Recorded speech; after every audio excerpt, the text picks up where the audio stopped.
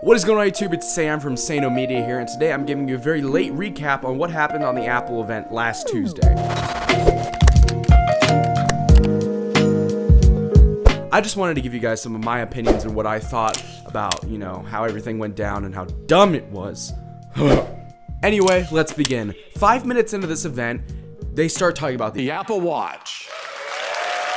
I think that's the quickest time that they've ever started an event in Apple's history and gotten to the point of whatever the event was. So they get up on the stage and they talk about the Apple Watch Series 4, which they roll this awesome intro thing for the Apple Watch, and then they got to the specs, and this thing is the first big advancement and first design change since the Apple Watch was released in 2015. The new Apple Watch Series 4 is no longer 38 and 42 millimeters, but 40 and 44 millimeters, so a little bit bigger. There's a 30% larger screen on each one of them from bezel to bezel, and it's curved edges like it is on the iPhone 10.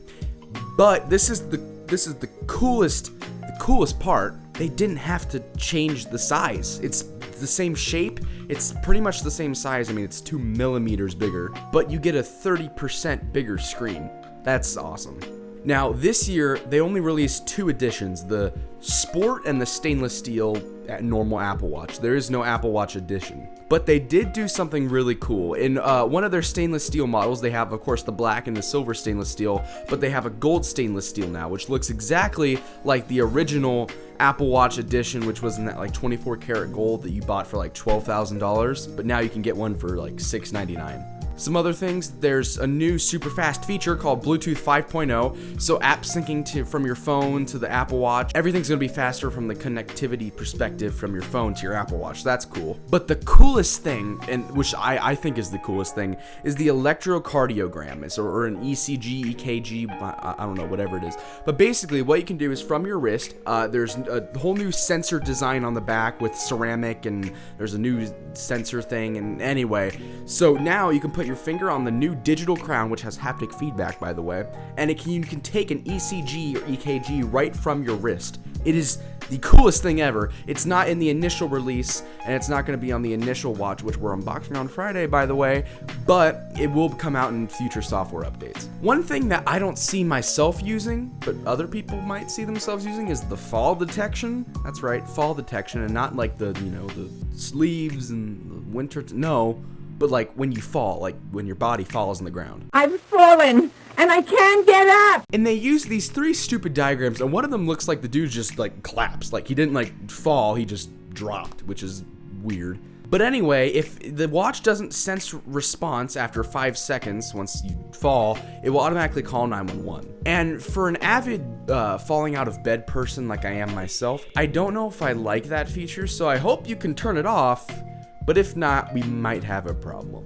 The Apple Watch aluminum edition with just GPS starts at $399, and then the aluminum with cellular starts at $499, and then the stainless steel with just LTE, you cannot get one with just GPS, starts at $699. So the prices are a little bit more than last year, but you are getting this whole new design and a ton of new features. Then the thing everyone's been talking about, not the new iPhones. So everyone's been talking about them because they think that the Apple Watch Series 4 stole the show from the new iPhones, which I think is true myself.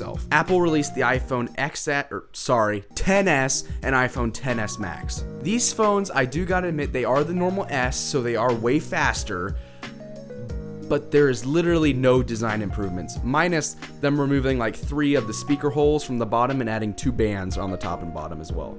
Inside of the iPhone XS and XS Max, there's the new 7nm A12 Bionic chip, which, I'm going to look at my statistics here, is 15% faster, there's 4 efficiency cores, 50% lower battery usage than the A11 Bionic, and there's 8 AI cores on the inside. I don't know what that means. But the difference between the XS and the XS Max is very minimal. Same cameras, same amount of RAM.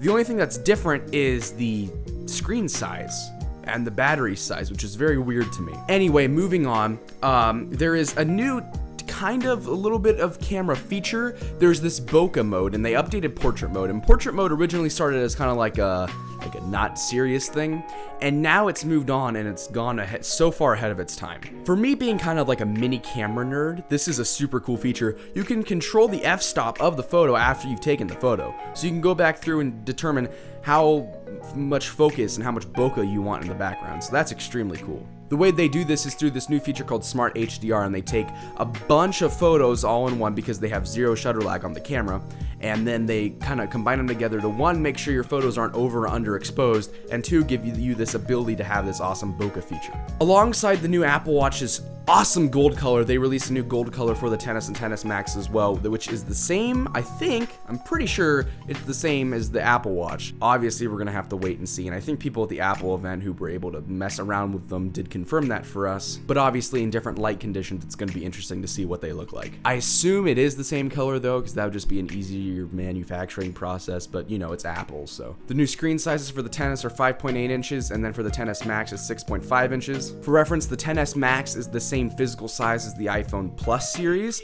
but the screen is obviously like twice the size of that.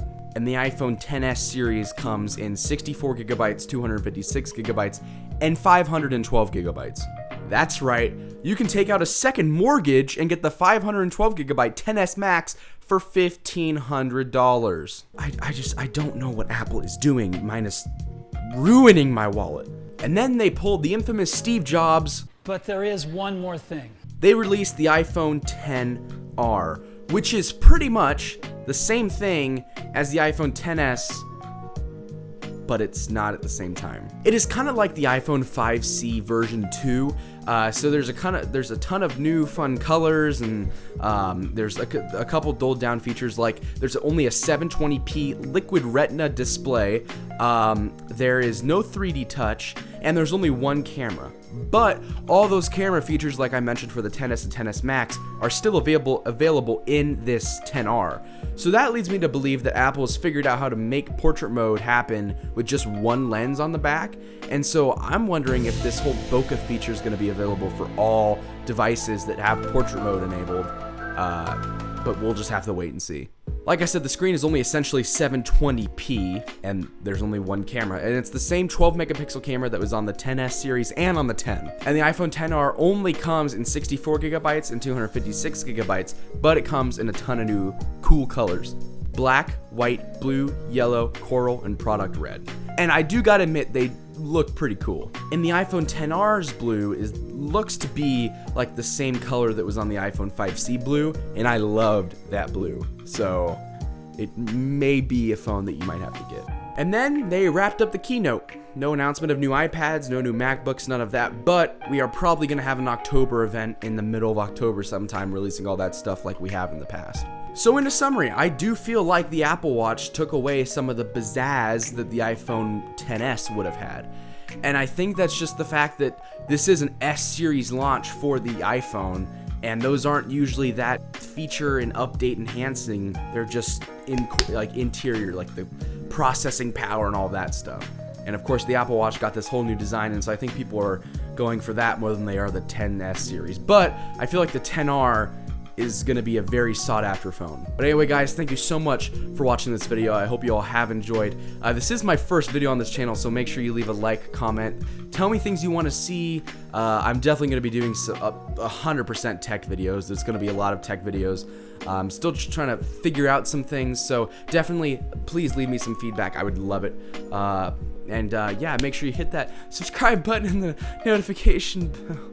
I'm turning into every YouTuber on this platform, I swear. But anyway, guys, my name is Sam with Say No Media, and I'll catch you on the next one. Bye, guys.